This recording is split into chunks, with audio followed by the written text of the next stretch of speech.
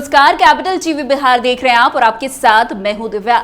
एक तरफ जहां देश पूरे साल होली का इंतजार करता है, होली को लेकर लोग काफी उत्सुक रहते हैं, लेकिन इसी बीच कोई सोच भी नहीं सकता कि देश के कई ऐसे कोने हैं जहां ये रंगों का उत्सव नहीं मनाया जाता।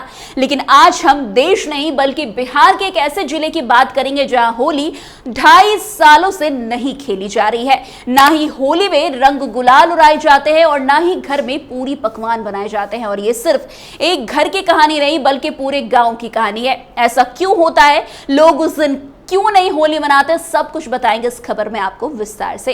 दरअसल भारत में होली का एक ऐसा पर्व है जो हर जगह धूमधाम से मनाया जाता है। रंगों की बारिश, खुशियां, हंसी ठहाके और भाईचारे का संदेश देने वाली होली हर जगह एक विशेष उत्सव के रूप में होती है। लेकिन बिहार के मुंगेर जिले का एक छोटा सा गांव ऐसा भी है जहां लोग होली को अभिशाप मानते हैं और आज भी इस गांव में कोई भी होली नहीं मनाता। इस गांव की स्थिति और यहाँ के लोग होली से दूर क्यों रहते हैं, इसके पीछे एक रहस्यमयी और दुखद इतिहास छिपा हुआ है। यह गांव मुंगेर जिले के एक छोटे से कोने में स्थित है। गांव का नाम सिद्धूपुर है। सिद्धूपुर गांव में लगभग 2000 लोग रहते हैं, लेकिन यहाँ के लोग होली से दूर रहते हैं। एक समय था जब ये गांव भी बाकी गांव की तरह होली के रंगों में रंगा रहता था, लेकिन एक घटना ने इसे पूरी तरह से बदल दिया। यह घटना एक त्रासदी के रूप में सामने आई जिसने गांव के लोगों को होली से नफरत करने पर मजबूर कर दिया है। आपको बता दें कि गांव के बुजुर्गों के अनुसार ये घटना लगभग 150 साल पहले की है। होली के दिन पूरा गांव रंगों और खुशियों में डूबा हुआ था। लोग एक दूसरे पर रंग फेंक रहे थे, नाच रहे थे और गा रहे थे। अचानक गांव के एक कोने में आग लग गई। उस समय आग इतनी भयंकर थी कि वो देखते देखते पूरे गांव को अपनी चपेट में ले लिया। गांव के घर जलने लगे, लोग अपनी जान बचाने के लिए उधर उधर दौड़ने लगे। कुछ लोग आग में झुलस तक गए और कई लोग अपनी जान गंवा बैठे। ये हादसा पूरी गांव के लिए एक भयंकर त्रासदी साबित हुआ। इस भयंकर हादसे ने गांव के लोगों के दिलो दिमाग में गहरी छाप छोड़ दी। तब से सिद्धूपुर गांव के लोग ये मानने लगे कि होली के दिन रंगों के खेल के साथ ही एक बड़ी त्रासदी जुड़ी हुई है। उनका मानना है कि होली के दिन बुरे दिनों का आगमन होता है और ये पर्व केवल दुख और दर्द लाता है। इस घटना के बाद गांव के बुजुर्गों ने एक कड़ा फैसला लिया कि अब हम कभी होली नहीं मनाएंगे ताकि भविष्य में ऐसा हादसा ना हो। यही कारण है कि सिद्धूपुर में आज भी होली को अभिशाप के रूप में देखा जाता है और ऐसा कोई भी व्यक्ति नहीं होगा जो होली के दिन हिम्मत करे कि होली मना ले। वैसे सिद्धूपुर के लोग अपनी परंपराओं को बहुत सम्मान देते हैं। उनके लिए निर्णय केवल एक त्योहार के नाम मनाने का नहीं बल्कि उनके धार्मिक और सांस्कृतिक विश्वास का हिस्सा बन गया है। गांव के कुछ बुजुर्गों का साफ कहना है कि होली के दिन की त्रासदी ने यह सिद्ध कर दिया कि रंगों का त्योहार जो है उनके गांव के लिए एक अभिशाप है। उनकी मान्यता के अनुसार यदि उन्होंने होली मनाई तो फिर से एक ऐसी आपदा आ सकती है। वैसे गांव के धार्मिक नेताओं और पंडितों ने इस परंपरा को बनाए रखने के लिए अपनी राय दी है।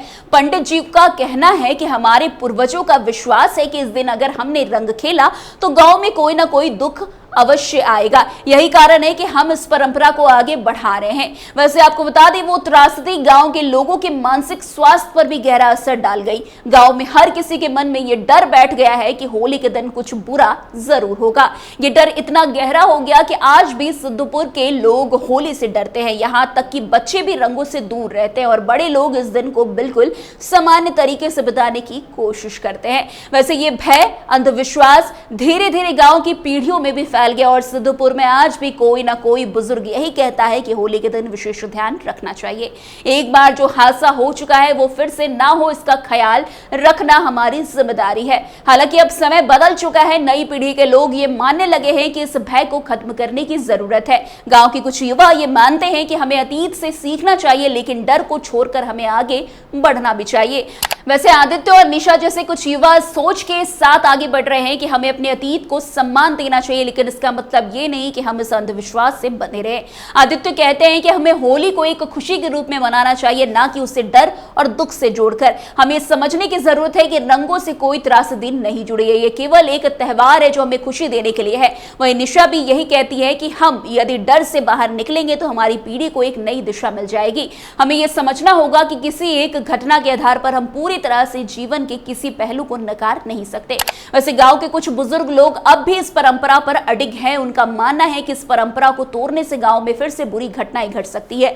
वे ये मानते हैं कि जो एक बार हो चुका है वो फिर से हो सकता है और गांव में होली का उल्लंघन करने से नकारात्मक शक्तियों का आना तय है।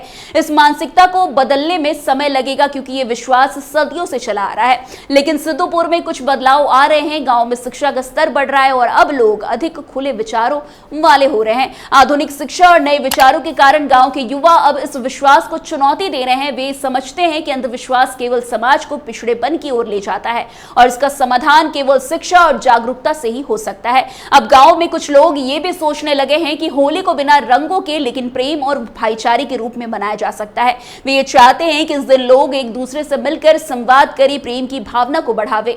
कुछ युवा इसे एक नई शुरुआत मानते हैं जहां रंगों के बजाय फूलों का आदान प्रदान किया जा सकता है। सिद्धूपुर गांव की कहानी ये बताती है कि अतीत में घटित घटनाएं समाज की सोच को कितना प्रभावित कर जाती है। गांव के लोग अभी अपनी परंपरा और विश्वास से जुड़े हुए हैं, लेकिन नई पीढ़ी इन परंपराओं को नई घटनाक्रम और दृष्टिकोण से देखने लगी है। ये संघर्ष सिद्धूपुर के गांव की पहचान बन चुका है। हालांकि बदलाव धीरे धीरे हो रहा है, लेकिन एक दिन ये गांव इस अंधविश्वास से बाहर निकल सकता है और होली के दिन जो है फिर से खुशी के प्रतीक के रूप में मना सकता है। इस गांव की कहानी ये भी दिखाती है कि समाज में बदलाव लाने के लिए समय, संघर्ष और जागरूकता की आवश्यकता होती है। जब तक हम अपने अतीत से भय मुक्त नहीं होंगे तब तक हम किसी भी पर्व को पूरी तरह से स्वीकार नहीं कर सकते। सिद्धूपुर की तरह हर समाज को अपने अंधविश्वासों और भय को दूर करके एक स्वस्थ और खुशहाल समाज की ओर बढ़ने की जरूरत है।